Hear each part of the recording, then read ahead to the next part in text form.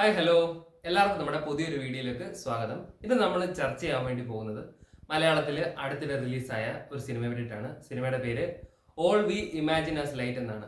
കനി കുസൃതിയും ദിവ്യപ്രഭയുമാണ് സിനിമയിലെ പ്രധാന കഥാപാത്രങ്ങളായിട്ട് എത്തുന്നത്. അതേപോലെ പായൽ കബാഡിയാണ് സിനിമ സംവിധാനം ചെയ്യുന്നത്. സിനിമ ഒരു അവാർഡ് മൂവിയാണ്, ഒരു കൾട്ട് ക്ലാസിക് ആ ഒരു രീതിയിലുള്ള സിനിമയാണ്. ഒരുപാട് അവാർഡുകളും ഒരുപാട് വേദികളിൽ ഫെസ്റ്റിവൽസിലെല്ലാം പ്രദർശിപ്പിച്ച ഒരു സിനിമ കൂടിയാണ് ഈ all we imagine as light എന്ന് പറഞ്ഞിട്ട് സിനിമ.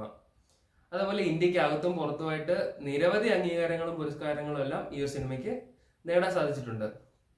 സിനിമ ഇപ്പോൾ തിയേറ്ററിൽ റിലീസായി. പക്ഷേ റിലീസായി കഴിഞ്ഞ് സിനിമ വേറൊരു രീതിയിലാണ് ഇപ്പോൾ ചർച്ചയായിക്കൊണ്ടിരിക്കുന്നത്. സിനിമയുടെ ആ ഒരു കണ്ടന്റോ അതിന് കിട്ടിയ അംഗീകാരങ്ങളോ അതൊന്നുമല്ല ഇപ്പോൾ ചർച്ചാ വിഷയം. സിനിമയിലെ ദിവ്യപ്രഭയാണ്.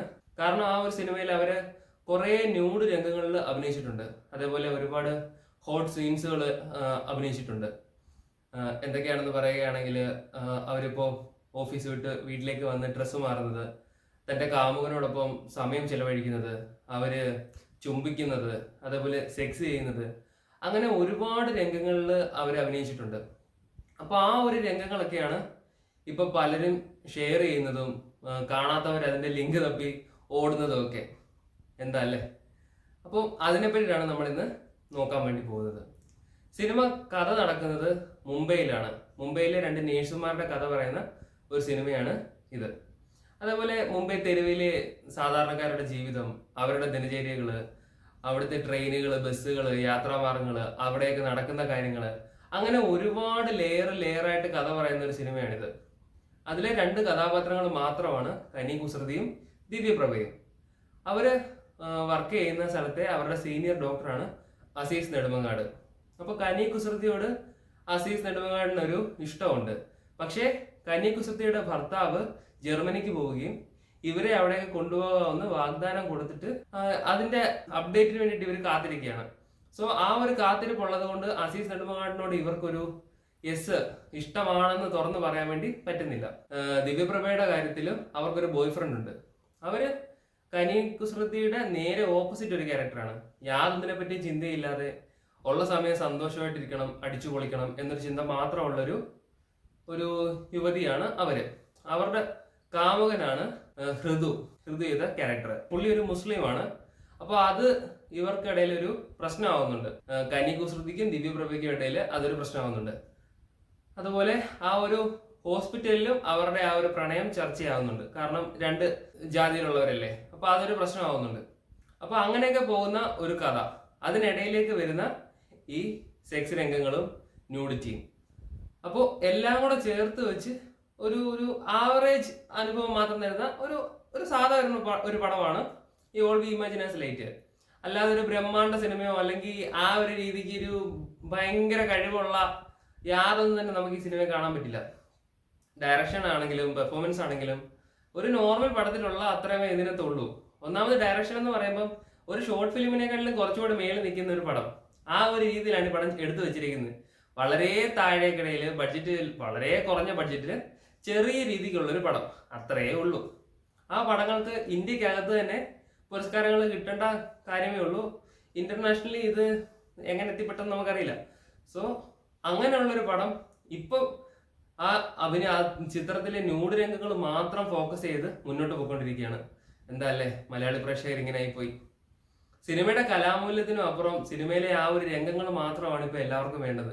കാരണം നമുക്ക് സുലഭമായിട്ട് ഇപ്പം ഒരു പോൺ വീഡിയോ കിട്ടും. പക്ഷെ എന്നാൽ കൂടി മലയാളികളുടെ ആ ഒരു മനസ്സ് നോക്കണം. ഒരു മലയാളി താരം, ഒരു യുവതി, ഒരു സുന്ദരിയായ യുവതി, അവരൊരു ഇതുപോലെ ഒരു സിനിമയിൽ അഭിനയിക്കുമ്പോൾ ആ ഒരു രംഗം കാണാൻ വേണ്ടിയിട്ടുള്ള ആ ലിങ്ക് ചോദിച്ചുള്ള ഒരു ഓട്ടം, നമ്മളാരും ലഡുവിന് വേണ്ടി പോലും, ഗൂഗിൾ പേയുടെ ലഡുവിന് വേണ്ടി പോലും ഇങ്ങനെ ഓടി കാണത്തില്ല. സോഷ്യൽ മീഡിയ തുറന്നു കഴിഞ്ഞാൽ ലിങ്ക് മാത്രമേ ഉള്ളൂ ചോദിക്കാൻ.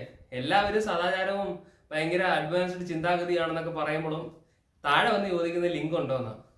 അപ്പൊ പല സൈറ്റുകളും ആ ഒരു വീഡിയോ കട്ട് ചെയ്ത് ഇതിന്റെ തിയേറ്റർ ക്ലിപ്പിംഗ്സ് എല്ലാം പുറത്തു വിട്ടിട്ടുമുണ്ട്. അപ്പൊ അതെല്ലാം തേടി ഓടുകയാണ് നമ്മുടെ ആൾക്കാർ. എന്തുകൊണ്ടാണ് നമുക്കൊരു കലാമൂല്യമുള്ള സിനിമയെ അതിൻ്റെതായിട്ടുള്ള രീതിയിൽ കാണാൻ പറ്റാത്തത്? അറിയാം, മലയാളികൾ ഇങ്ങനെ ആയിപ്പോയി. നല്ല സിനിമകള് അതിനകത്തും ഇതുപോലെയുള്ള രംഗങ്ങൾക്കാണ് കൂടുതലും നമ്മൾ ഫോക്കസ്ഡ് ആയിട്ട് പോകുന്നത്. പക്ഷെ എന്തുകൊണ്ടാണ് ബിരിയാണി എന്ന സിനിമയിൽ കനിയും കുസൃതി ഇതിനു മുമ്പ് ഇതുപോലെ ഒരു രംഗം അഭിനയിച്ചപ്പോൾ അധികം ആർക്കും അത് വേണ്ടായിരുന്നു. അന്ന് ഒഴിവാക്കി വിട്ട ആ ഒരു കാര്യം ഇപ്പൊ എങ്ങനെയാണ് നമുക്ക് ആവശ്യമായിട്ട് വരുന്നത്. അപ്പോൾ അത് ഇറ്റ് ഡിപ്പെൻസ് ഓൺ ആ നടി. ആ ഒരു നടിയിലാണ് എല്ലാം ഇരിക്കുന്നത്. സൗന്ദര്യത്തിന്റെ പുറകെ, ആ ഒരു യൗവനത്തിന്റെ പുറകെ, അപ്പോൾ കുറച്ചും കൂടെ വീര്യം കൂടും എന്ന് പറയുന്നതിന്റെ വിട്ട് നമ്മളെല്ലാവരും ആ ഒരു കാര്യത്തിന് വേണ്ടി മാത്രമാണ് ഇപ്പോൾ പൊയ്ക്കൊണ്ടിരിക്കുന്നത്. പക്ഷെ എന്തായാലും രണ്ടും നോക്കണമല്ലോ. ആ ഒരു സിനിമയിൽ അങ്ങനെ ഒരു രംഗം ഇല്ലായിരുന്നെങ്കിൽ പോലും അവിടെ ഒരു മാറ്റവും വരില്ല. നമുക്ക് ആ ഒരു ഇമോഷൻസും അവരുടെ ആ ഒരു അവസ്ഥയും കൺവേ ചെയ്യാൻ വേണ്ടിയിട്ട് ആ ഒരു സീൻ ഷൂട്ട് ചെയ്യണമെന്ന് പോലും ഇല്ല. പിന്നെ അത് വെച്ചത് ഒരു സംവിധായകന് ഇഷ്ടമാണ്, സംവിധായകൻ അത് പച്ചയായിട്ട് കാണിക്കണമെന്ന് ആഗ്രഹിച്ചു, പുള്ളി അത് ചെയ്തു. ഓക്കെ, കണ്ട പ്രേക്ഷകർ അവാർഡ് വേദികളിൽ കണ്ടവർക്കും കുഴപ്പമില്ല, മറ്റുള്ള യാതൊരു ആൾക്കാർക്കും കുഴപ്പമില്ല. മലയാളി പ്രേക്ഷകർ തിയേറ്ററിൽ റിലീസായപ്പോഴാണ് സിനിമ ഇങ്ങനെ ഒരു രംഗം ഉണ്ടെന്ന് നമ്മൾ അറിഞ്ഞു വന്നപ്പോൾ തൊട്ടാണ് ഈ സിനിമ ചർച്ചയായത്. അപ്പം നമ്മളിലെ പ്രേക്ഷകൻ എത്രമാത്രം താഴെയാണ് നിൽക്കുന്നതെന്ന് ഊഹിക്കാവുന്നതേ ഉള്ളൂ.